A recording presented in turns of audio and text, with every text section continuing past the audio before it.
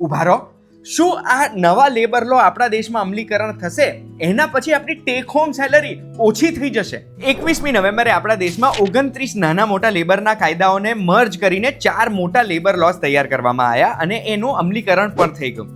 આમાંથી એક લેબર લોમાં એવું લખેલું છે કે આપણો બેસિક પગાર આપણા ટેક હોમ સેલરી કંપની સીટીસીના 50% હોવો જોઈએ. હવે ઘણી વખત કેવું હોય કે બેસિક પગાર 25, 30, 35, 40% હોય અને એ બેસિક પગાર વધશે તો એવું ઇન્ફોર્મેશન બહાર ફેલાવવામાં આવી રહી છે કે બેસિક પગાર વધશે એટલે આપણું પીએફનું કોન્ટ્રીબ્યુશન પણ વધશે એટલે આપણી ટેક હોમ સેલરી ઓછી થઈ જવાની છે.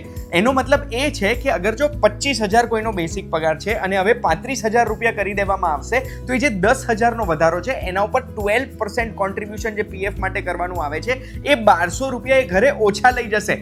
બટ આ ફેક ન્યૂઝ છે.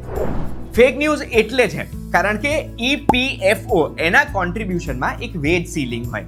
વેજ સીલિંગનો મતલબ એ છે કે બેસિક પગાર 15,000 રૂપિયા હોય ને ત્યાં સુધી જ આપણે કોન્ટ્રીબ્યુશન કરવું પડે 12,000. 15,000ની વધારે બેસિક પગાર હોય તો પછી કમ્પલસરી નથી કે આપણે જેટલો વધારો છે એનું બી કોન્ટ્રીબ્યુશન કરવાનું. હા, વોલન્ટરી આપણે કરી શકીએ.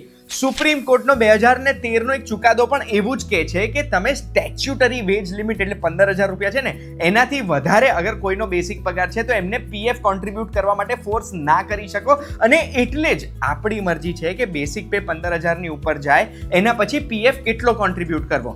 એનો મતલબ એ છે કે આપણે હવે વધારે પીએફમાં કોન્ટ્રીબ્યુશન કરવાનું આવશે એ ફેક ન્યૂઝ છે અને એટલે જ તમને કહું છું કે બધાને ઊભા રાખીને એવી વસ્તુ ના પૂછતા કે